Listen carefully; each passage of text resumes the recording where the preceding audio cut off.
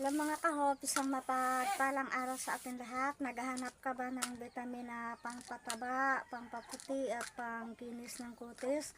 Naku mga kahop, ito na yung ascorbic na sagot sa problema mo. Sawang-sawa ka na, lagi kang tinutukso na payat ka, tsaka yung kutis mo hindi maganda. Naku, ito na ang solusyon sa problema mo na matagal mo nang hinahanap. Ay ito yung nakapagpataba sa akin dahil mahigit 1 month ako nagkasakit, nagpayat talaga ako, pero nung umpisa nakilala ko ito, nainom ko na ang ascorbic na ito na pangpataba, pangkinis at pangpaputi, unti-unti na bumabalik yung taba ng katawan ko.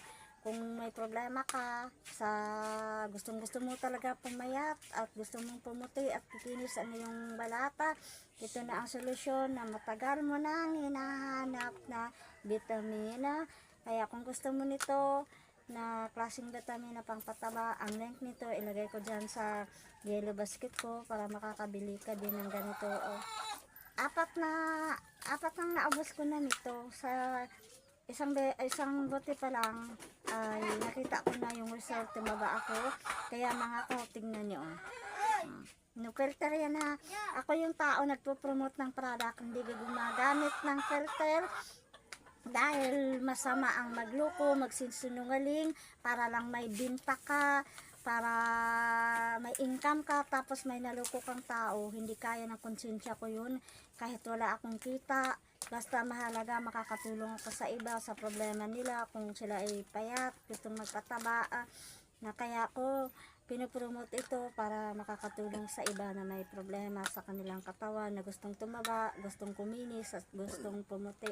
Ang pag-inom po nito ay pagkatapos mong kumain 30 minutes bago ka mag-inom nito.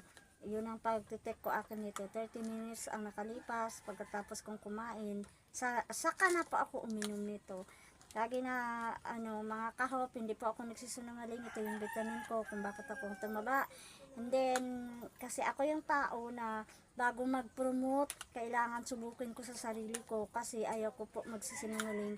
Kasi noon nung hindi pa po ako affiliate dito sa TikTok, nasasaktan ako kapag nakatanggap ako ng isang product na hindi naman totoo doon sa mga kasama ko na affiliate. Tip ko lang po sa inyo, kung gusto nyo kayo ay makabenta, dapat gamitin muna natin sa ating sarili, makikita muna natin kung may